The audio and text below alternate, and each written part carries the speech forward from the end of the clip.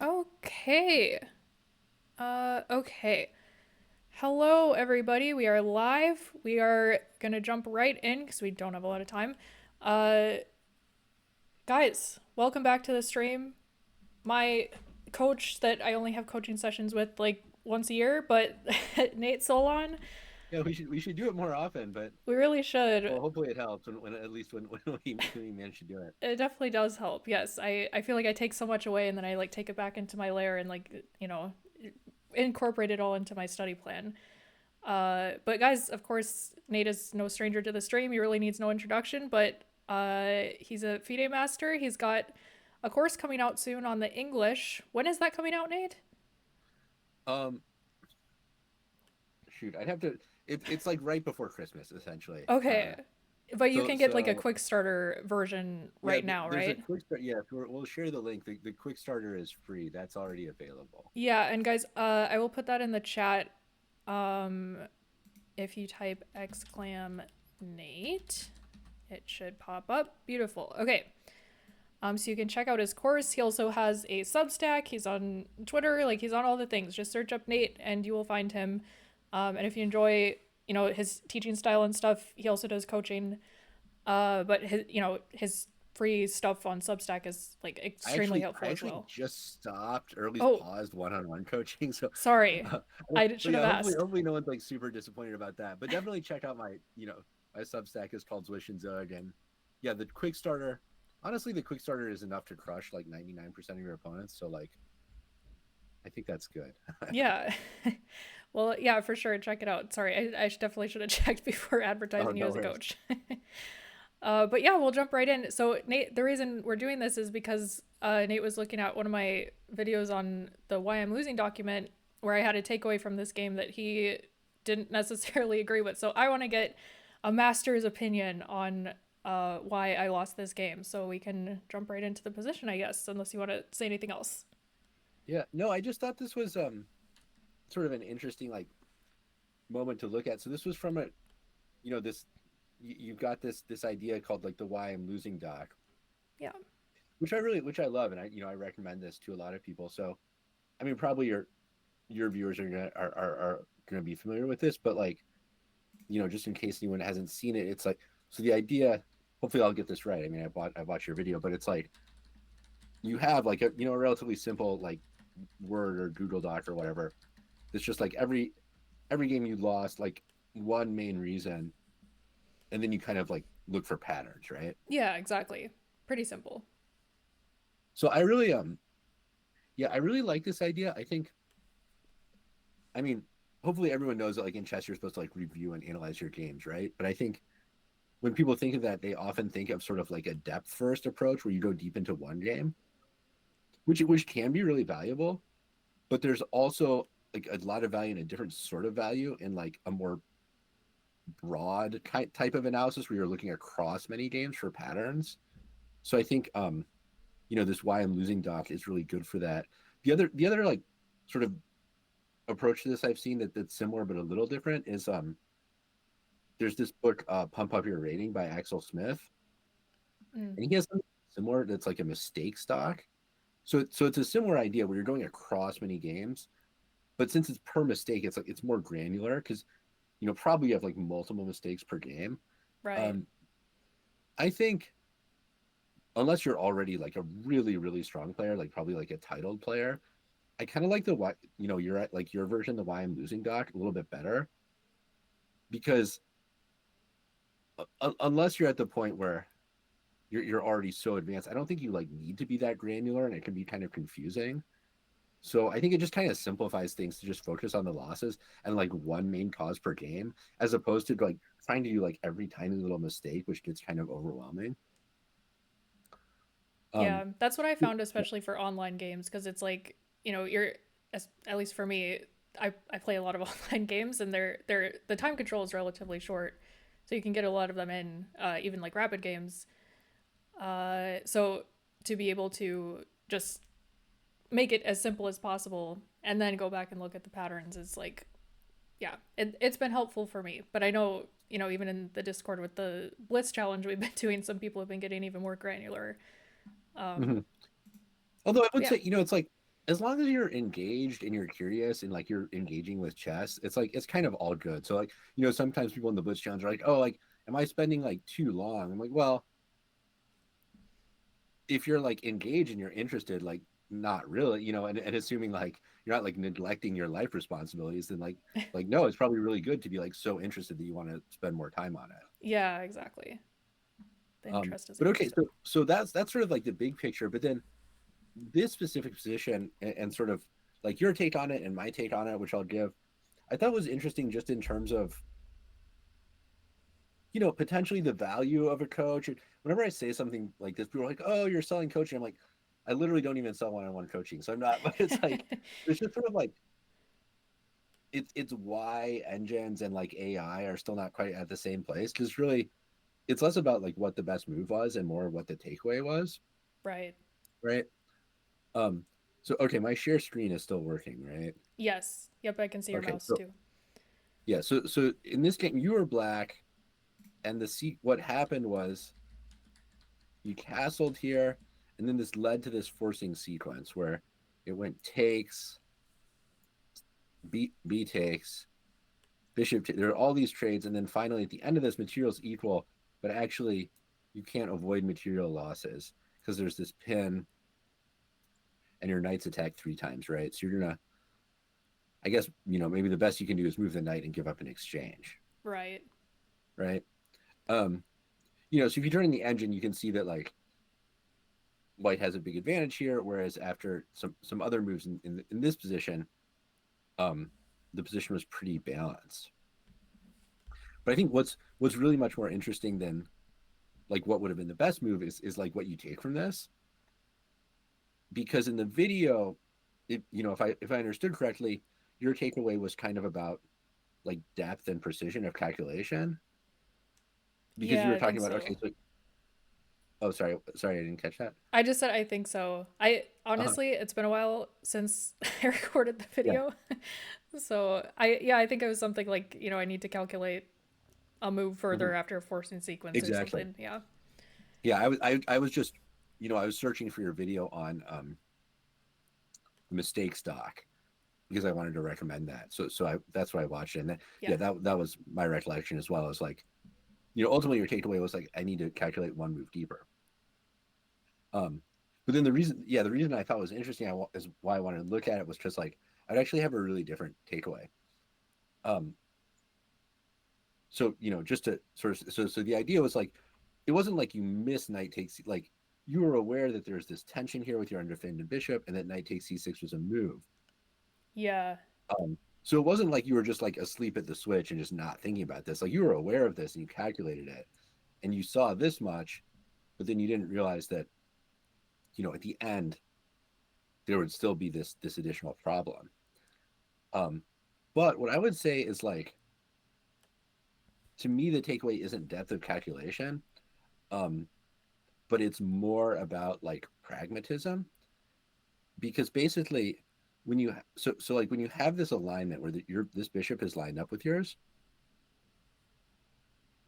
your bishop is undefended and your opponent is the one who controls. White has the knight on d4, so they're the one who controls, like gets to choose when that knight jumps out of the way. Yeah. So it's just the loose pieces drop off type beat. Yeah, so it's like it's less about that like the specific line doesn't work for you and more that there's a feature in the position that as long as it exists that way is going to create constant danger. Mm. So to me it's less that like it the problem is less so even that like it doesn't work for you and more that like it shouldn't work or it couldn't work, because um the thing is like even if your calculation was accurate and after castles um white had no way to exploit this, it's still a bad spot to be in because, well, for several reasons. One is like if there's this long line that's dangerous for you, like a bunch of your stuff is getting taken, potentially multiple branches, like 3 4 moves, it's very easy to make a calculation mistake. And if you do, you could just lose the game on the spot. Right. So just the amount of tension should be kind of like a Mm. warning sign. Yeah, just sort of this feature in the position that creates like tactical peril. Sure. Um, Sometimes you have to allow something like that and just calculate it and make sure it's safe. But like, what's much preferable is to just resolve that and remove that feature from the position, because you could calculate wrong. You have to recalculate every move, which is really problematic. Like, especially in a speed chess game, that takes time. It Yeah. also, in any time control, takes mental bandwidth. And I think actually a huge, probably underappreciated factor in chess is like working memory, mental bandwidth, distraction, just like how much you can hold in your mind. So there's this feature in the position that is like on the brink of causing you to lose the game every single move. And you have to calculate like 4 or 5 moves to make sure you're just not outright losing just because of that. I think that's going to make it harder for you to like appreciate other things in the position, right? Yeah. So at that point, it's like, well, why not just Mhm. resolve that Yeah. so that you can free up your mental space Mhm. to think about other things? Exactly. And then the other thing is like, what I can definitely say from experience is like when there's something like this in the position, um, even if it's safe at the moment, some subtle change, even elsewhere on the board, can change the outcome of the line in a way you wouldn't expect. Mm. So like even if you're trying to like keep it safe, it's actually really hard because like something will change. One of my really old coaches had a story about this where there's like some feature in this position like this. And I was just sitting there in the position for multiple moves. And somehow, he's playing in like a big tournament and like Anand was playing in the tournament. So there's this thing that his opponent could do for like many moves, and he thought it was safe. And then after the game, they're analyzing, and Anand just like walks by casually, and he's like, "Hey, couldn't he have done this?" And they're like, "No, no, no, it was safe." And he was like, "No, on this move." And it Oh. was like possible for like 10 moves, and Anand was like, "No, on this move it worked." Oh my And of gosh. course he was right. But it's Yeah. like that's what's going to happen to you. It's like something will change that doesn't seem related to that, and you're just going to get blown up. I feel like I've So definitely what I had would say games is like like, that where there's like yeah, something sitting there for so long mhm, and you just got it yeah, kind of lulls you into a, safety mindset and then it's suddenly it doesn't isn't so yeah. safe anymore. So for all like those are all the downsides, and then I'd also consider like so like all these downsides are really problematic. It's like what upside am I getting to compensate for all this, right? Right. So to me, I wouldn't even really be considering castling because I just don't want this feature to stay in the position. So I would be considering moves like bishop d6, bishop b6, perhaps taking d4. But one way or another, um, I would not allow this tension to sit like that. Like I wouldn't even try to calculate it to safety because I don't even want to mess with that because it's so dangerous. Yeah, that makes Uh, sense. I think a lot of times like when I am thinking this way cuz honestly my like I do have that mindset most of the time of like okay, if there's tension I just like want to get rid of it like no matter what it is. But a lot of times my mindset then is to just just exchange pieces. So like I mhm, think my first thought would just be to like take that knight and I might have with the bishop, take on d4 with the yeah, bishop. But I think I if I thought about that in the game, which I don't know if I did because it was a while mhm, ago, but if I thought about that, I probably discarded it just because I didn't want to give up the bishop pair. mhm. Uh, Although, well, but yeah, yeah, yeah. I mean, taking is one way to resolve the tension. To me, bishop d6 is quite a natural move yeah. because you No, I get your think it bishop to is safety and you also hit h2, right. so that looks good. Something about bishop d4, like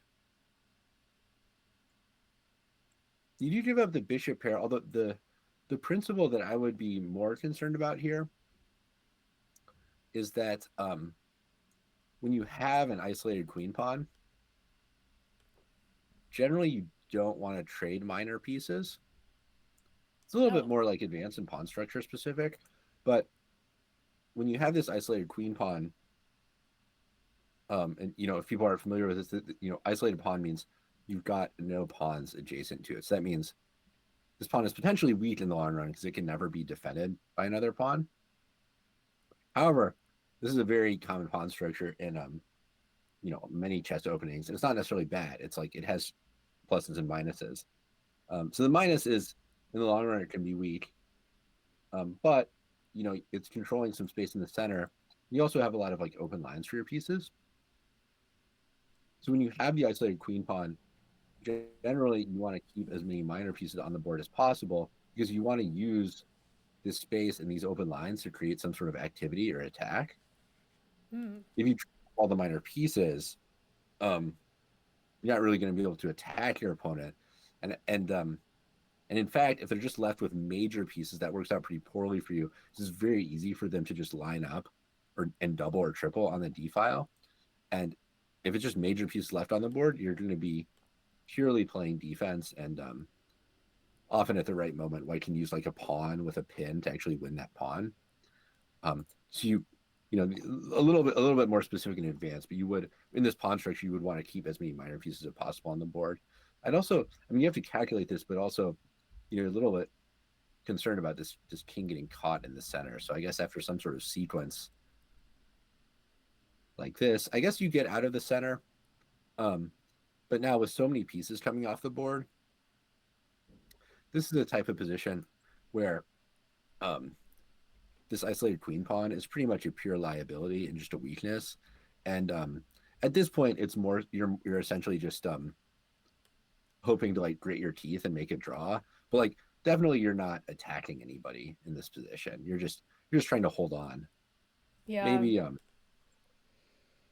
maybe like after whatever, if you can get away with just trading this off and just really making a draw, you would do that. But so you could try to analyze this more. But essentially, that is a relevant principle to understand. If you play any openings that lead to this isolated queen pawn or IQP, you do want to keep as many minor pieces on as possible so you can generate an attack. That's so good to know because I feel like sometimes I will end up in those positions and I'm like, oh, I have an isolated queen's pawn. I've heard that word before, but I like don't know, I don't know Yeah, those kind of principles. Like that's such a good nugget that I have just never heard before that you should keep minor pieces on in general. Um, and it's yeah, it's kind of a specific case of a general principle, which is understanding who has static advantages and who has dynamic advantages in the position, right? So static advantage is like something that is permanent that won't change unless something like really radically changes about the position. Dynamic is like temporary, so like a lead in develop like so for example, static advantage. Well, I mean, the classic example is material. You're up material, right? As, sure. as long as as long as nothing comes off the board, you're still up material. So that's a great advantage to have because it's like really lasts into the long term. So all you have to do is maintain the position. You still have that.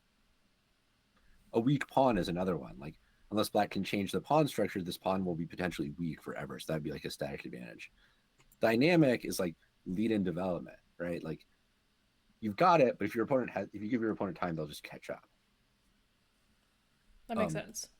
so like a really important thing to understand in virtually every chess position is like who has the static advantages, who has the dynamic advantages, or like another way to think about it would be like in the long run, who's supposed to win? Like if the game goes for a long time into an end game, much longer, who should win? Because if the answer to that is like me, like I'm holding the static advantages, I don't need to do much right now except maintain the position, avoid anything terrible happening to me, just like stabilize and I should win, right? That's like one kind of game plan. Yeah, that's so If the answer is your interesting. opponent, right? That's a totally different kind of situation because it's like now then it's like, oh, if nothing happens, if the game just continues like this, I will lose in the long run. So that means you have to play like dynamically with a sense of urgency. It's like I have to create something right now. I have to attack. Maybe if I have to sacrifice more material, it's worth it because I would lose in the long run anyway. So like I have to be opportunistic. I have to look for tactics, right? So it's like quite a different mindset and game plan. So you kind of always want to understand like which one of those situations you're in. Somebody in chat said that sounds passive. I think the first way of playing when you have the static Mm. advantage. Is there a way to do that without being passive?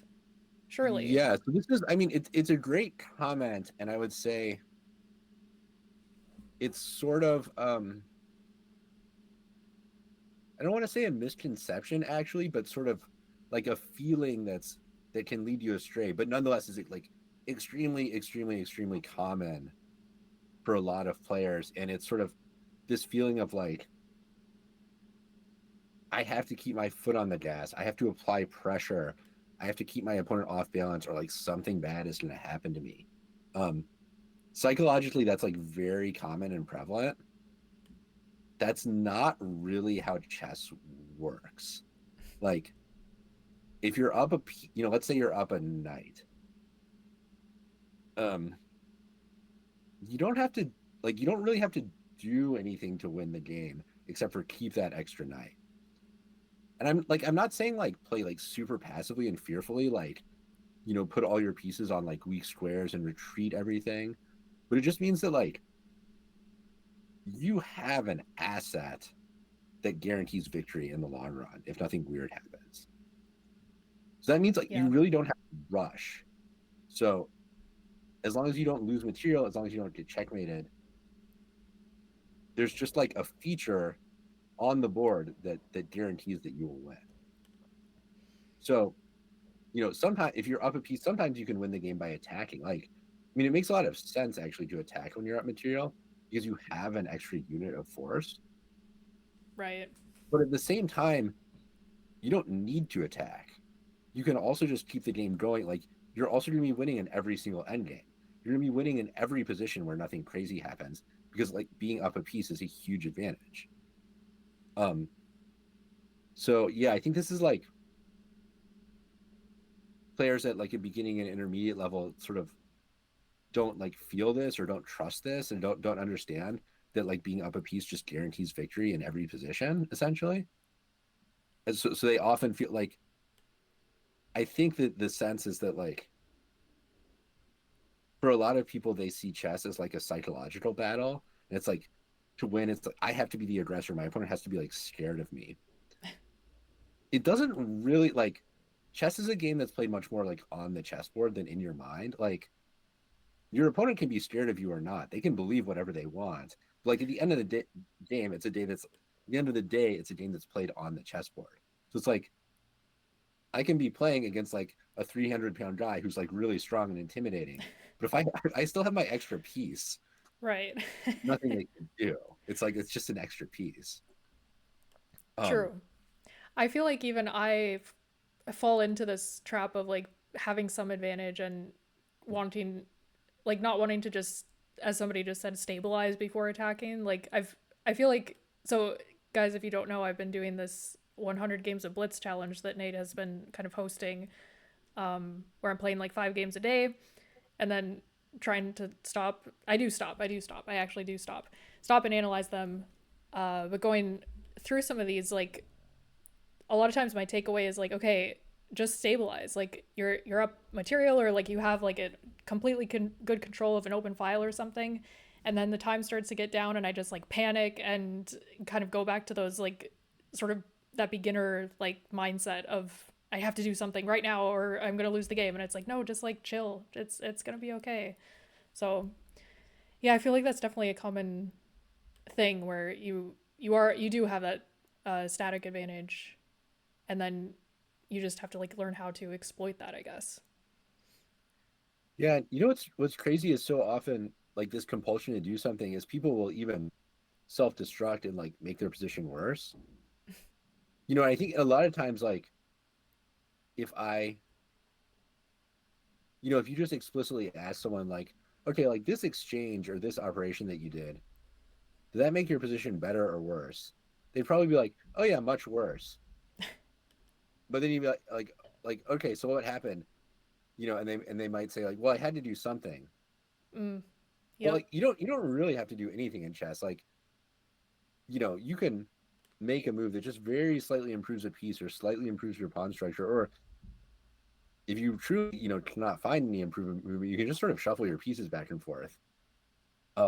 So like doing nothing is an option and often quite a decent option. I guess I mean occasionally you have like Zugs, there's a word for a position where you cannot do nothing without making your position worse, which is Zugzwang. But like that's a rare thing. In most chess positions, like in a worst case scenario, you can at least tread water and make your opponent come up with something. Yeah, exactly. Especially in like middle games like this. Mm. Although, in most positions, of course, it's your problem is not that you can't find any useful move. It's that you have a lot of useful moves. You have a lot of things you want to do, and you only have so much time. So in a Yes. position like this is nowhere close to it. It's like I would love to castle. I would love to move my bishop to a safe square.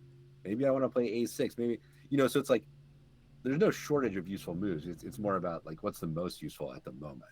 Yeah, and the blunders come when you choose the wrong one, and it turns out not to be a useful move. Yeah, you just miss some tactic. But yeah, honestly, I mean, one thing about this blitz challenge is like like if you could actually play quickly and not blunder all the time, you're like 2500 blitz. Like Yeah. it's not really about like super deep strategic thinking. Certainly in blitz, or even I would really say in classical chess as well. It's just like if you really look at actual chess games, rarely decided by like incredibly deep conceptions, even up to a high level. It's like chess is really winning at chess is about limiting your mistakes, really. Oh, for sure. Um, Yeah. yeah. Okay, so I know. So we had one of your games you wanted to check, and then I've got some English stuff. Yeah, maybe we can have a quick look at this, right? We're kind of talking about conversion of a piece, right? Yeah. Do you want to have a look at that? That would be great. Yeah.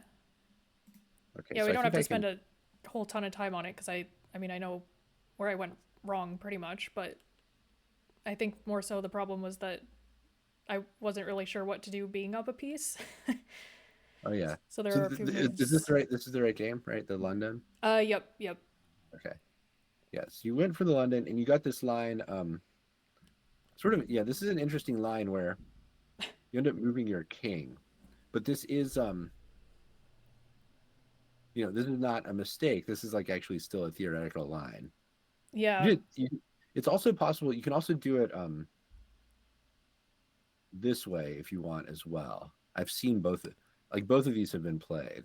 Oh, okay. That's good to know. I Um, should probably review that. Because I got to this point and I was like, do I really have to freaking Bong Cloud my king?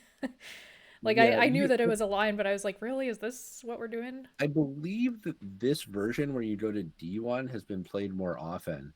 But I remember at some point looking at this and thinking that this way was quite decent as well. So I think these are both reasonable ways to play. So the idea is like you move your king, which is not ideal, but you do get the bishop pair, and also this bishop can be sort of stranded out here. So it's an Yes. interesting line. Takes you play this, and so basically, well, I think your question was like more so about this sort of this phase of the game, right? Because you're up a bishop, but it's not so simple because your king's in a weird position, right? Yeah, my king's in a weird spot. My bishop is struggling.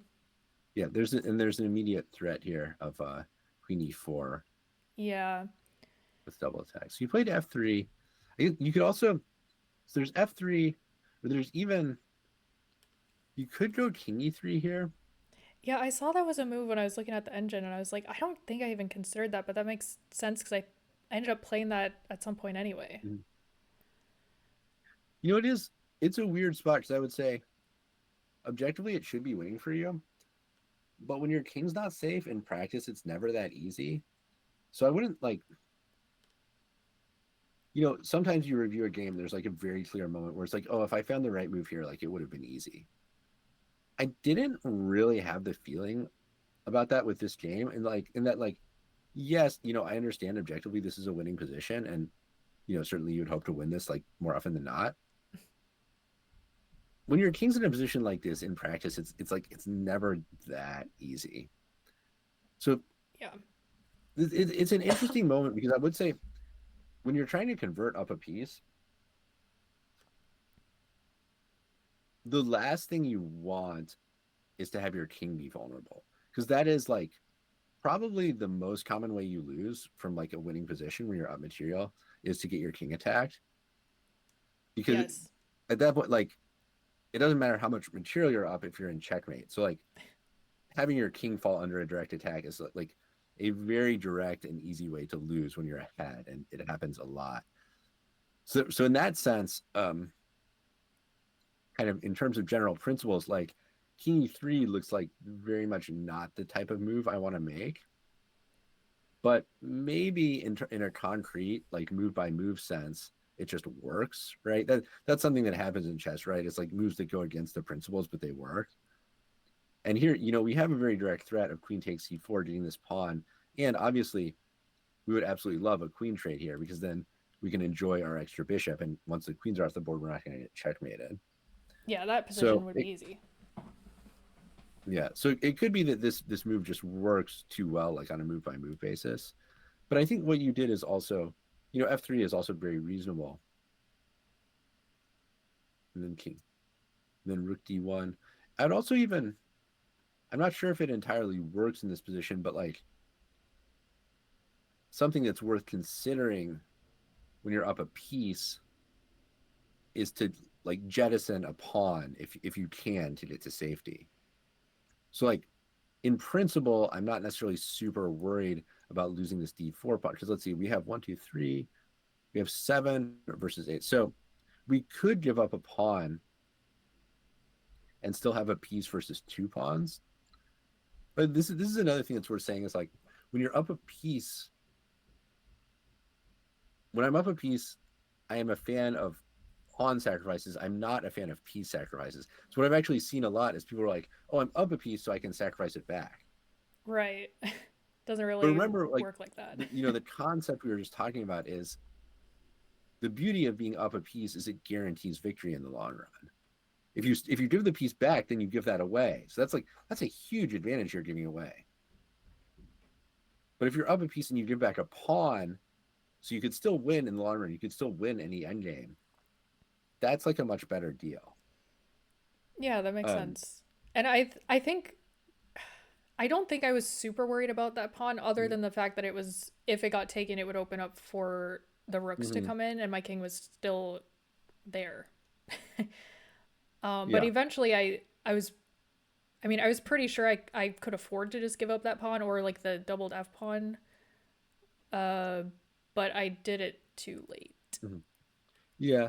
So like in principle, I'd consider a move like King F2, just giving up. The problem is like I don't know if giving up this pawn actually helps us because we're still. You do something like this, but then Black even potentially gets a third pawn or comes over here. Yeah, then it gets a Yes, I bit don't. messy. Yeah, I don't love this either. So like Rook D1, this is okay. There was Yeah, this looks fine. I guess I have a little bit of a sense that it's like if you were gonna play King E3 anyway, then F3 doesn't seem like a very useful move. Yeah, I Uh, agree. I so I think mean, I I had guess hopes and dreams of just going to F2 and yeah, hiding, and then at a later point I realized that I actually just wanted to play King E3 yeah. and maybe Although, got so too tied if you down. do I don't if you know. do King F2 here, what actually happens? I was worried about like Rook B5, Mm-hmm. but then I get that pawn. No, I don't get the pawn because then he takes Yeah, on B2. yeah. So you could go back to C3, but you could also take. So then there's check, and I guess you'd probably run out to G3. This actually looks Yeah, pretty good. Like that's actually your not king's that in a bad. little bit of a weird spot, but I don't see a way for black to exploit that at the moment. If necessary, you could do something like H3, King H2. So I think this actually looks pretty good. Yeah, just kind of You going know, for the queen trade. well, yeah, the queen black really can't afford the queen trade, so you're sort of gonna at least gain a tempo from that. Right. Because black, I mean, I think black certainly has to avoid that with something like this, but that gives you a move, to like maybe get this bishop out, which is this is what you really want to do is like get your pieces in the game. Although even here, like G5 is annoying. See, this is what I mean is like it's not easy. Like there's not like such a clean solution here. Um, yeah, actually G. So maybe we should play Queen C5 to just keep. One thing you can do when you're ahead of piece is use trade offers to sort of bully your opponent because again, like really can't afford to trade off queens. The end game with an extra bishop is going to be weak. On the other hand, it's kind of forced because if they go back, you're actually coming in here with mating threats. So actually, Queen C5 is probably a really good move. And I could get this pawn back, but you're still up. You still got a bishop Yeah, then I for just have to two. stop those queenside Yeah. pawns, I guess. Mm-hmm. But yeah, I think this should be winning. The extra bishop is just so powerful. Yeah. Um, yes, yeah, so that'd be one way. I guess there is also if rook. What was I? This, but here again, you could play Queen C4, and again, if Black is just going to trade everything, this should be like similarly, even if you have to give one more pawn back, should be a winning endgame because it's just an extra piece is so powerful. Yeah, Like definitely happy with event. that. Oh, sorry. Go ahead. I was just saying I'd definitely be happy with that. I kept trying to like think of what like, oh, if he would just trade pieces, but yeah. I think I realized too late that I kind of just needed to give up that pawn. And so to play both of those moves like f3 and king e3 like might have been just the waste of time. Yeah. So I think maybe here was like the last chance where if you go B3, I think it still works. I mean, it's definitely getting somewhat dicier. There's b3 and then there's I was just like looking at this very briefly. So if Queen B6 is sort of the scary move, but I think here maybe what you can do is play B takes and if rook takes C5, which is like this is quite scary. But then if takes, you got the queens off the board. And yeah. this is a fairly common pattern as well, where it's like, you're ahead by a piece or something. And maybe if you play it really precise and clean, you can kind of make it look easy.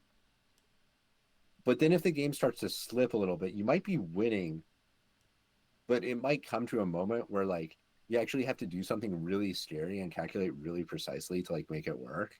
That can happen too. So this might be one of those moments. Yeah, yeah. I 'Cause I think this works because you block out the queen. So if like just move their queen away, you're gonna play rook takes. But then if they do this, it's just a trade, which is what you want. I guess there's also this, but this is also easily. I mean, it's imbalanced because it's queen versus two rooks, but it's still an extra bishop. yeah, yeah, surely that's winning. Mm-hmm. Gosh, I don't know if I would have seen that line all the way Mm-hmm. to play Yeah, so this c5. this is sort of indicative of like your level of control, your grip on the game has gotten a little bit like objectively it's still winning, but it's gotten weaker because now like to actually win it, you have to do sort of an exotic tactical operation. It's not enough to just sort of keep it normal and steady. So like realistically at this point, would it have been more prudent to just like go king f2? Mm, so you could if you do this. Or do I not want to like concede that file or mm, and the pawn? Maybe this is still okay because if takes, I mean, I think this should still be winning because you can even play. You could go over here and start taking these pawns back, or um, even rook d1. I guess if they take, black still only has two pawns for the bishop, so I guess this should still be winning too. So this might be good enough, unless there's something. can they do something better than taking that pawn? I'm not sure. I guess they can try to do like queen d4, but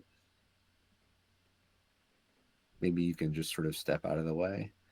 So probably this is still good enough to win.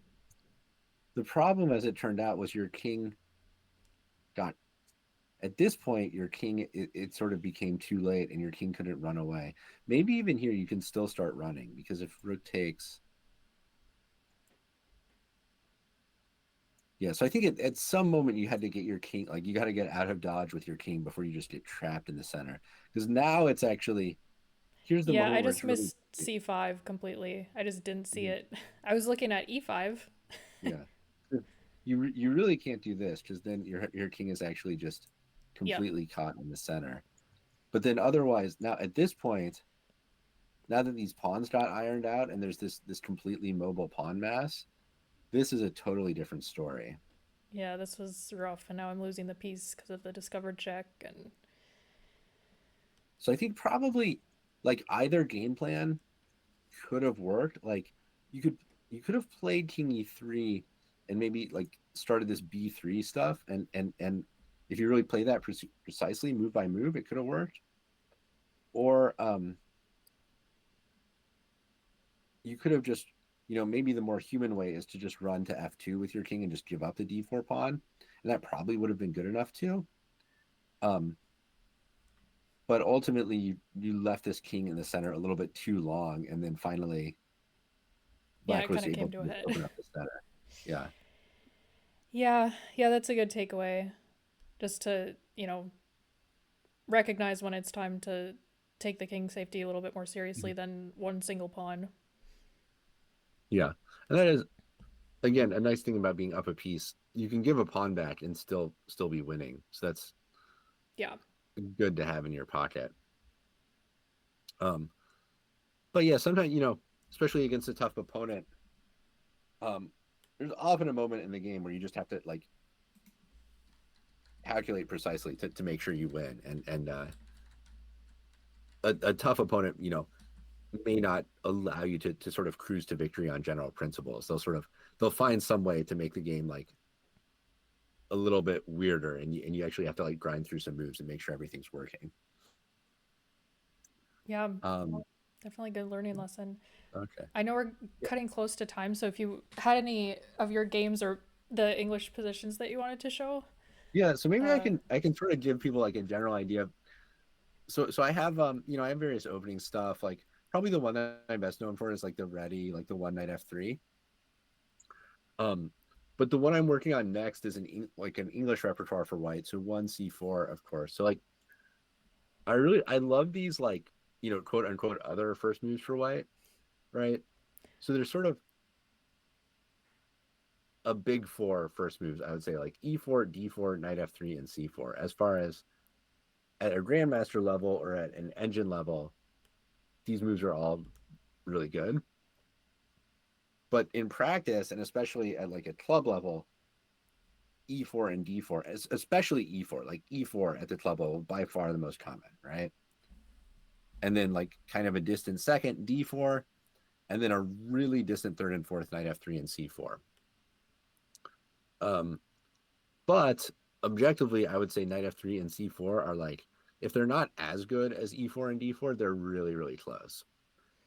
I will say So those I are both kind moves that I hate to see because I'm like, of, mhm. I know that this person knows all of the theory and I don't because they're like that much. I know they're good, they're solid, and they're offbeat enough that I just like, I'm not gonna sit there and study what to do against the ready. Like, come on, or the English. Exactly, which is like the beauty of it, right? Because Yeah. your opponents will not be like you're not alone in hating to face these moves. I feel like everyone hates to face these moves because they don't study them, and it's like Mm-hmm. you're not even wrong not to study them because like you only see that like 4% of the time or something. Yeah. So why would you study it? Like it wouldn't make sense. Right, but then But that from means White's perspective, then you've got that advantage because you've done all the studying. exactly. So to me, I feel like these moves are kind of like undervalued in the current metagame because you can just sort of unilaterally choose to give yourself this huge advantage where like on move one you're in your comfort zone and your opponent's like out of book for move one, And the beauty of it is like a lot of times there's this tension between surprising your opponent and playing good moves, right? Because in theory, everyone should study the good moves more so, right? So if Right? you want to surprise someone, you have to play a worse move. So it's like that's like a trade-off. But the beauty of knight f3 and c4 on move one is you surprise them, but also like you're still playing a good move. And the other great thing is if you want to surprise someone in the opening, all things being equal, it's better to do it sooner on like an earlier move number, right? Yes. Because you surprise them before they surprise you. You steer the game into the path you want. Right. Yeah. Um, so that's kind of, that's why I'm like such a fan of these c4 and knight f3. So in that sense, it's a similar philosophy to the knight f3 idea. As far as like the specific position, it's actually quite different. My knight f3 repertoire is like very solid and positional. You're really, you're doing knight f3, g3, bishop g2, castle. So you're really making your king safe first and foremost. And then you're playing for this like long run nagging pressure. We got this bishop on g2 that's looking at the long diagonal. And maybe your only advantage in the position is that you have this nice fianchetto bishop on g2, but black has a bishop on c8 that's hard to develop. And it Mm. doesn't look like much, but that can actually be like really annoying for black to deal with. Huh. Um, but it's very safe. So my approach with the English is actually quite different, which is that I want to play it dynamically and attack. So for example, like e5, one of the most common moves you'll face. Um, so the way I would play it is I just bring the knights out, right? This is very simple and classical. And I really like the setups with e3. This is sort of like the concept of this is what I go for a lot. Now, of course, you don't have to do that. You can play g3, you could play d3, you could do many things. But I like e3. So one idea is we're just sort of setting up d4, sort of like French style. Sure. We're also getting ready to develop our bishop, possibly to e2. Sometimes this pawn gets traded and it would come to d5. Um, but just to show you like some of the ideas. So the most common move for black and quite a good move is bishop b4. Um, this probably makes the most sense. Like bishop c5 just walks right into d4, which is already our plan, so it doesn't make a lot of sense. Bishop e7 is okay, but maybe a bit passive. So bishop b4 is what they do the most often. And here, well, our main idea in the position is to play knight d5 to step out of this attack and hit the bishop. But I like to play queen c2. If you do this immediately, e4 is kind of annoying. Oh You yeah. can play this way, but I prefer to play queen c2. Um, Because you don't want them to take and double your pawns. Is that the ooga booga idea? um, yeah, like if I just played like bishop e2, then they could double my pawns, which I don't really want to allow. Okay. Because I know Um, there are some, not necessarily in the English, but there are some lines where mhm, like white just allows that kind of trade to happen, and mhm. then the extra pawn is like an asset somehow, or the doubled pawn, I Yeah, I should mean, say. you would get the bishop pair. So queen c2 has two ideas. One, to recapture the queen, but also to control e4 to prepare knight d5. Oh, okay. So now, so if black really knows what they're doing, the most prudent option is probably to take this knight immediately. But what they do, and obviously I have ideas here too. But what they do more often is just castle, right? And now we're going to play knight d5. Um, and well, so here the queen. So if they play e4, we have knight f6 check, and then we would just take a free pawn. So they can't really do that. Nice. Um, so here they play many things, but I have the same idea against pretty much everything. So, like for example, bishop c5. I want to play knight g5. So I'm already trying to checkmate them. Oh yeah. Right? I'm threatening knight f6 check followed by checkmate. So certainly they can't take this. This is just checkmate as well. So actually, black already has only one good move. They have to play g6. This is like the only move that doesn't lose material. And then the setup I really like is to now play h4. Oh, this is Um, very aggressive. yeah, exactly. So this is what I'm saying. This is like even though it starts with the English, which has the reputation of being kind of quiet, it's actually extremely aggressive. So the purpose of h4 is a few things. One is to so at the moment, actually this is what we were talking about, right? This latent tactical. It's quite similar to the first position. Oh There's yeah. this lineup. So the moment black is threatening, knight takes d5, maybe. But with h4, this knight is anchored. So just defending that, but also hinting at maybe playing h5 at some point. I like that. And I think what I really like about this setup is I think it's extremely, extremely uncomfortable for black because we're already threatening to checkmate them on move 7. That's kind of unsettling, right? They have to play g6. And now, if you think about this from black's perspective, there's these two knights that are already on your half of the board. Your opponent's already signaled an intention to like checkmate you in quite an aggressive way. So it's like very unorthodox, it's very uncomfortable, and it's really not obvious what you should do here. Yeah, I would hate this as black because like my initial thought is to just capture the knight on d5, but then it doesn't even really like. I feel like I would hate that too because then you got to move your other knight. Well, you're gonna hate it even more because actually Because this is already yeah, pretty much game over yeah, you're because already.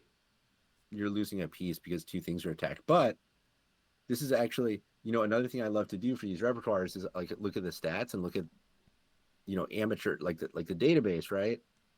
So actually this has been played quite often And you get because that double attack. vast majority of chess players hate tension in the position. Right. They don't like that. So they're going to be very tempted to do this. This is already a losing move, though, because the bishop and knight are both attacked. So especially in a speed chess game, your opponent could fall into this easily. Oh, for sure. I mean, it was Um, my first thought, yeah, even though yeah, it and clearly is a in the blunder. stats, this line scores really well. So yeah, we're almost out of time. But let me just like show you like how easily people have collapsed here. Yeah. So I've gotten things similar to this a few times, right? Okay, and notice like my opponents are like pretty good. They're like 2600 blitz, right? So we were looking at bishop c5. There's like rook e8, d6. Black can play many things, but my plan is the same. I'm going to do knight g5. They did d6. I developed. So here, when they play knight e7, they're blocking this. So I went for this h5 plan. Takes.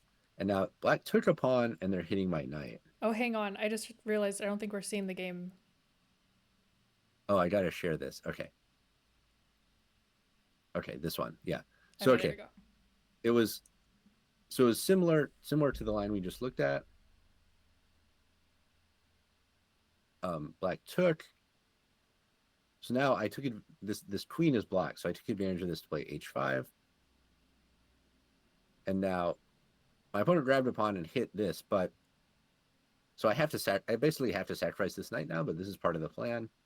Ignore these chess.com annotations because this is like super low powered like chess.com engine, Yeah, yeah. not necessarily super realistic.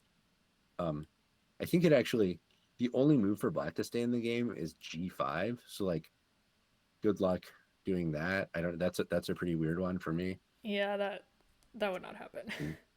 Check. And then this is already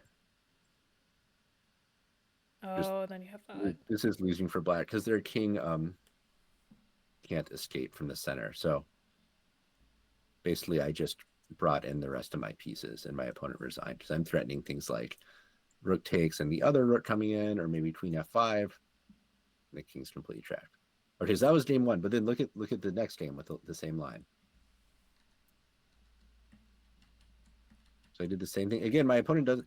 They're really supposed to take on c3, but so far no one knows this, which again is not bad for you. It's just like a little more solid for black. a5, slightly different move, but I did the same thing. Very similar, right? Mm-hmm. Pretty much the exact same idea. And then here my opponent blundered and just lost the game immediately. Oh, that's awesome. If they come out to f6, actually like extremely complicated position, but black's king is in the center. I think I'm supposed to play like d4 to blast open the center. Um, maybe with perfect play, like black survives here, but like you don't really want to have your king out here like this. Yeah, that's pretty ugly. Um, so yeah, I just wanted like just as an example of like um, Just how quick being they able to can go like wrong. yeah, just how uncomfortable this is for black, even for like 2500, 2600 blitz players. They're just like collapsing within a few moves here. So this is like I kind of make the outline of things and then I play some blitz and I refine it. So I always feel like it's a good sign when I'm just like beating people like really, really easily. It's like, okay, yeah, people don't like to face this. And like the way to play against this it's not intuitive. Like people go with their gut reaction, they're going to make a mistake, which is kind of what I'm looking for. Yeah, definitely. I feel like you've definitely convinced me to at least try the the quick starter, Yeah, which I try will the link quick again start. in It's chat. free. It's pretty, hopefully easy to like you can either just like upload it wherever you want to view a PGN, or you could, if you want to get really serious, you could load it into like chess books. You can do your space repetition training. Oh Um, yeah. but either way, it's pretty minimal. It's like it's not a huge amount to learn. Um, but okay, yeah, I got to jump off unfortunately, but Yeah, well, thank you so much, Nate. Oh, that's gonna mhm. look ugly. Okay. Thanks so much for coming on. I really appreciate your time. And guys, check out Nate's course. I'll stay live a little bit longer to finish talking to chat, but yeah, thanks, Nate. Really appreciate you, as always. Okay, awesome. I'll talk to you soon. Thank you. Okay, see ya. Yeah. Okay, sorry guys. I saw that there were questions in chat, but he had a hard out. He was supposed to be gone 5 minutes ago. He's got a podcast interview that he's now running late for, so I didn't want to keep him any longer. Um, but yeah, I guys, he's been really active on his Substack, which I didn't put that in the link, but if you just search Zwischenzug on Substack, he's been posting, I think, daily during the week. And some of them are paid, but most of them are free. So you can subscribe to that and get lots more content from Nate in your inbox like every single day. Yeah, Nate has been just an excellent coach for me over the last couple of years, even though we we rarely have sessions other than when we stream. No, I'm not playing in Vegas. Is that must be coming up pretty soon, huh? Yes, the opening quick starter file is free, and then I think the paid version of the course is coming out later in December. Is kind of how it sounded. Um,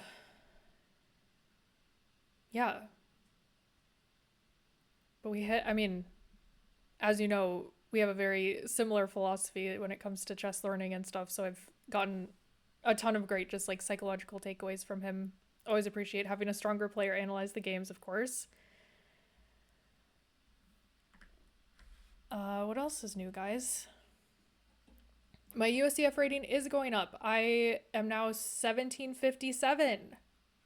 Let's go. I've gained like 180 rating points this year, which is like crazy. So something's finally starting to click.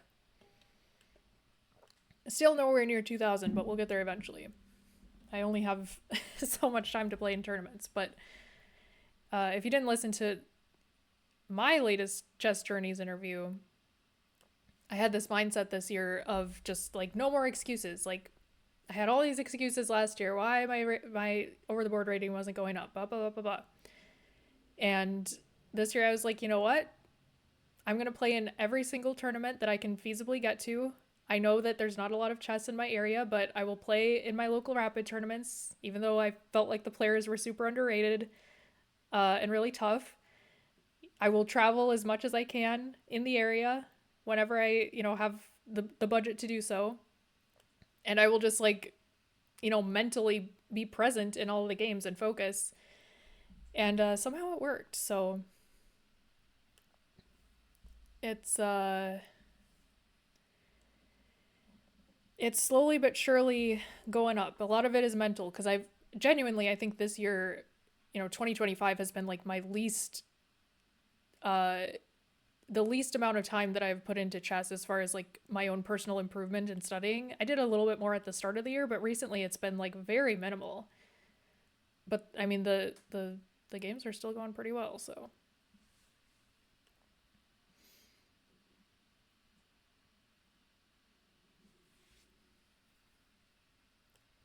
they re-rated your peak from 2200 to 2199.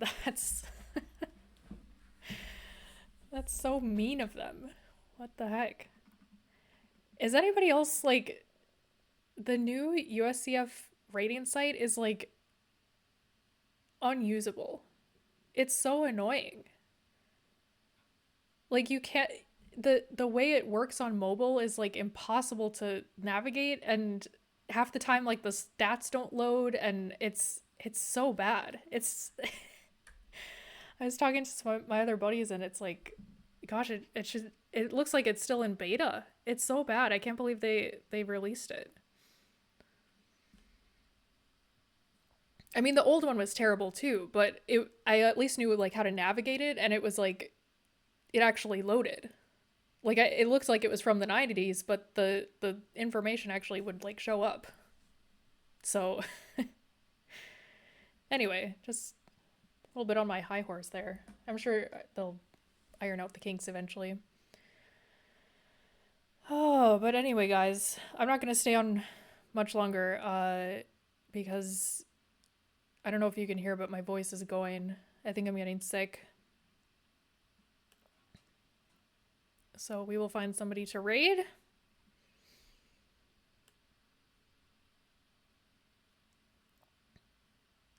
What books am I reading? Gosh, I haven't been reading much chess books recently.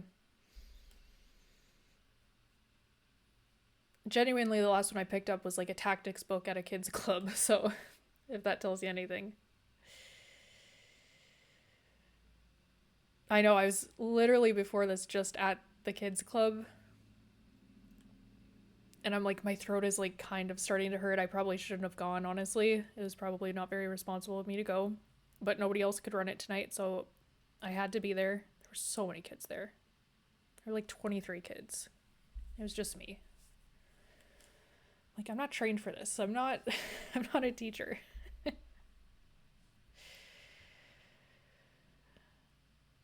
Anyway. Well, let's raid uh hang on. Let me pull up some chess channels.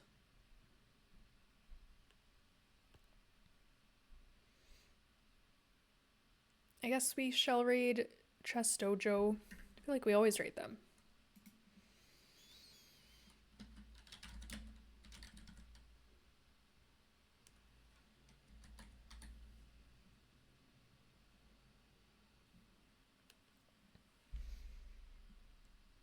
Dawn, did I miss thanking you for your sub? Because if I did, I'm sorry, and I would like to say thank you. Uh, I just saw that you're a subscriber, and I don't think I saw anybody sub recently, so I might have just renewed. But just a heads up, you guys. My oh, okay, fair. I probably won't be live again for a while. Because I'm doing this 100 Games of Blitz challenge. I'm also doing this challenge where I'm writing a novel this month. So you miss one day and you are just so far behind. But so it's 50,000 words, but in the month of November. It used to be called NaNoWriMo, but that company kind of like imploded. So now it doesn't really have a name, but I'm writing a book this month. I'm also finishing up my pre-capstone class for grad school. And it's been a lot. So I will not be streaming again, I don't think, until December, unless something like this comes up again. But I need some time to get through all these challenges that I have put on myself. Nobody else is expecting this from me but myself, except my class, of course.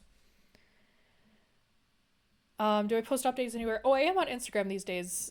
I'm posting a little bit more there, just in the stories. So if you guys are on Insta, you can check me out there. I'm also going to be writing a little bit more on Substack, because that's becoming a little bit more active in the chess community. So hoping for slightly more frequent posts on there as well, so you can subscribe. But anyway, thank you for watching. We will raid Chess Dojo.